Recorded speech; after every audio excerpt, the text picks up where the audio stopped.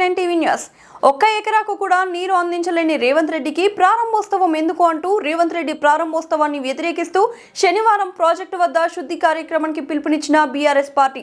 ఈ క్రమంలో చానాక కొరట ప్రాజెక్టు వద్ద చేపట్టే శుద్ధి కార్యక్రమానికి బయలుదేరుతున్న బీఆర్ఎస్ మాజీ మంత్రి జోగు రామన్నని శాంతినగర్ లో ముందస్తు అరెస్ట్ చేసిన పోలీసులు.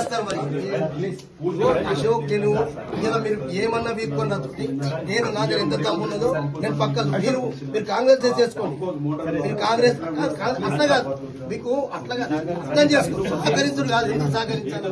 మేమేంత అంటే తప్పేంది? ఎన్ని రోజులు పెడతారు?